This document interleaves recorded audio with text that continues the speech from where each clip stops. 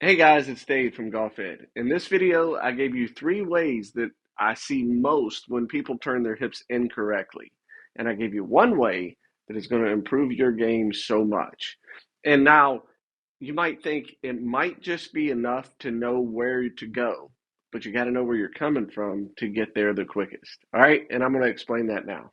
So in the first part of that video, I demonstrated the position that I see the most when I see people get out of position with their legs. And what happens is they turn their hips a lot. As they turn, the weight gets to the heel and the outside of their trail leg. That makes it super, super tough to get back to the ball. You're deleveraged. You can't push back through.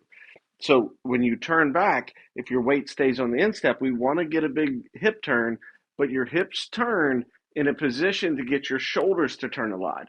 And that's going to allow you to get back through with power. But if your foot is out of position, if your weight's out of position, you really can't push back through. Like I said, you're not leveraged to get back to the shot.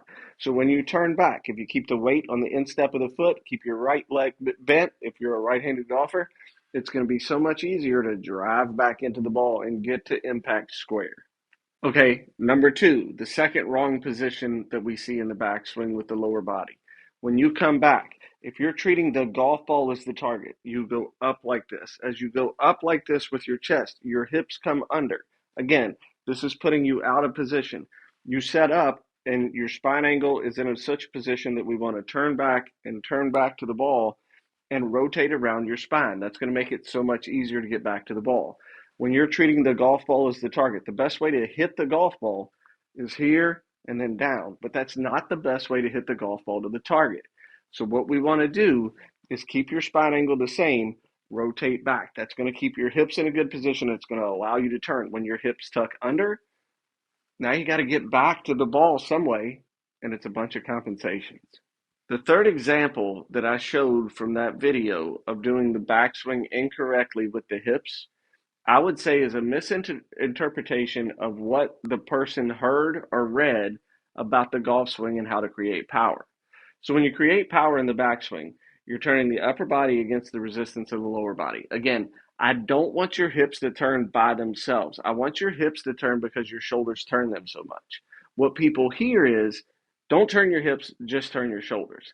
Well, that works if you're super, super flexible. If you're in the circus, for example, you could probably do that.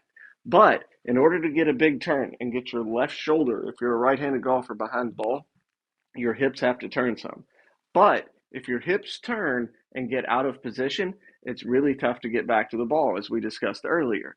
But when you turn back correctly and you get the power and you start loading up, you get your weight on the instep of your rear foot, you get a lot of turn, it's going to be so much easier for you to shallow your downswing, keep the power as you get into impact.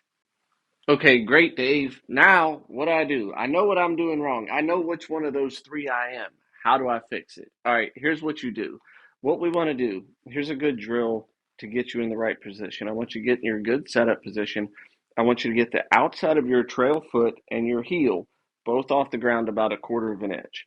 And then you're going to turn back and you're going to keep your weight on the ball and the toe, the big toe of your trail foot. That's going to make sure you stay in the right position. It's going to keep you from straightening out your leg. It's going to keep you from getting your weight on the outside of your foot.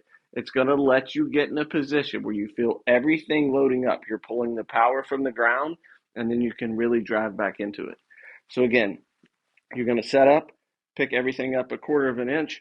You're going to turn back with the upper body, get behind it, and you're going to work on getting through and your weight to the left heel at impact. All right? Hope this educates your game. I'll talk to you soon.